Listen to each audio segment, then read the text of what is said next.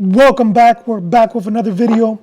As I said in my last video, I was going to do a quick recap of the hits that I pulled from opening my first box ever back into the hobby as an adult.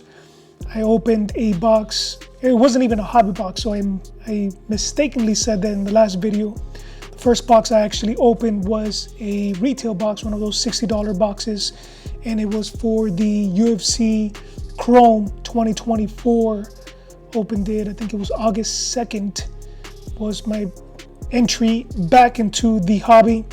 And I didn't tape that unboxing as I did it completely for myself. It was for my own personal enjoyment.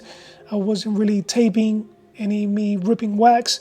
So I'm just going to do a quick recap of the hits that we pulled from that box. So let's start off with our rookies. We have Yasmin Lucindo. And we got Bruno Ferreira. These are all our rookies. And we got Manuel Cape.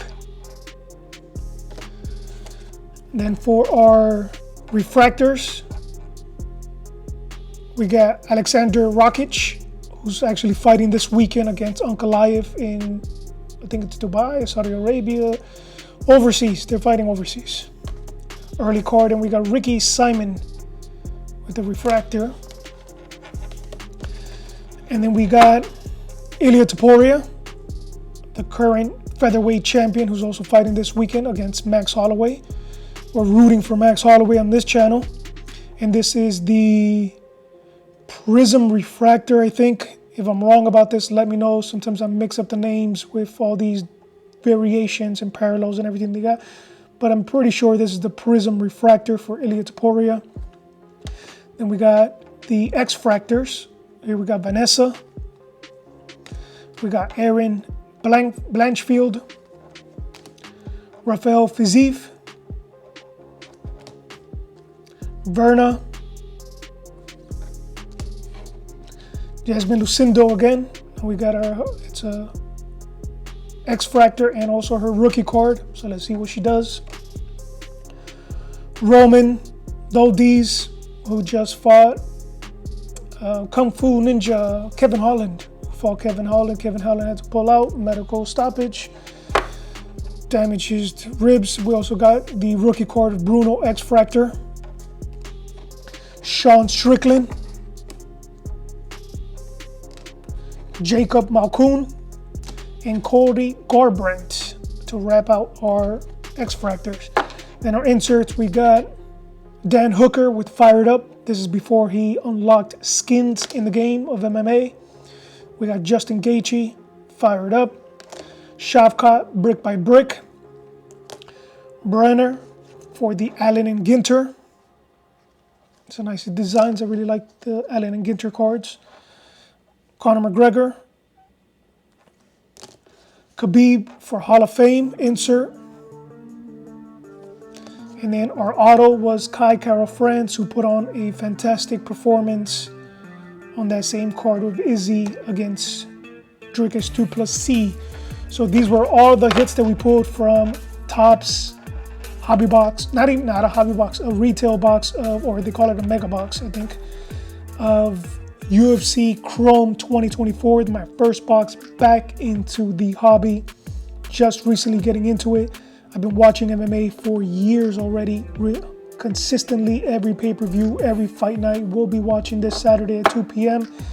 And was surprised I wasn't collecting cards. It actually came to my awareness, to my attention now that Topps has the license back from Panini and the marketing and the outreach that they've been doing to get fans that have been following the sport but haven't been collecting the cards, for them to find out that you can collect cards and get autographs and relics and all these great things from your favorite fighters. But I will say that I did like the knockout box way more than the UFC Chrome box. I think it was a much better set. I think you get much better value for the price that you pay, even though I paid for a hobby box compared to a retail or mega box, whatever they call it. Overall, I like the designs more on knockout. I like that it's an on-card auto compared to a sticker auto. There is a difference to consider if you're getting into collecting cards that I've noticed early on is you will get cleaner cards that are autos if it's a sticker auto compared to a on-card auto. And you just got to figure the amount of people who are handling that on-card auto, where they're shipping it out to the athlete. It might be going to his agent or his manager or somebody on his team. Then it might make it to his wife, his girlfriend. Then it ends up in his kitchen, his living room. His kids are there. They might be picking up the cards. He's signing them, putting them down. Then the kids are playing with them. There's all these things that go into it when they're doing on-card auto. Every card that I've seen that's been an on-card auto has been banged up. They come out of the pack already banged up in the corners. They're also a lot thicker, and it's harder to get these thicker cards for them to come out clean.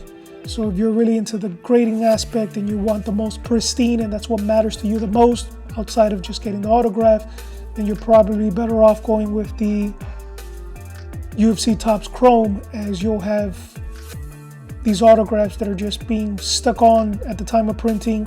Less people handling them. They go straight into the packaging after they put the autograph on them, and you're gonna get a card that grades better. But I still think that, for me personally, I'm a bigger fan of the on-card autos. I think it also adds to the mystique and the aura of the card itself. The fact that the artist or the athlete actually handled the card, he actually physically signed on the card itself, and then now you're getting that card and you're putting it on your collection, as opposed to some athlete getting 20 sheets of stickers that they sign and then they send back, and there's no connection to the actual card that is going on, and then the printer and the manufacturer is deciding what cards to put the sticker auto on. So that's one thing to consider. So let's wrap this up. Don't want to make this a long video, but stay tuned for the next video we have coming up. I mentioned this previously. I jumped into breaks. I bought a ton of spots. I went crazy. I went ham, jumped head first into the whole breaking world and kind of understanding that. I spent close to $800 on breaks. So I'm going to break down how I did, what happens when you get involved in breaks. Is it worthwhile? Are you better off just buying a couple of hobby boxes yourself as you keep more cards? What were the hits and misses, and how I was sweating bullets throughout the whole process, and what we actually pulled. And I will say there was one card in the end that saved the whole breaking thing. I got into multiple breaks, bought multiple slots across multiple different breakers and different days. And luckily, there was one or two cards that literally saved the whole $800, because if not, well, anything. Just stay tuned for that video. It's coming out next. Like and subscribe. Give some love to the new channel so we could do more of this and see this whole journey of collecting these cards.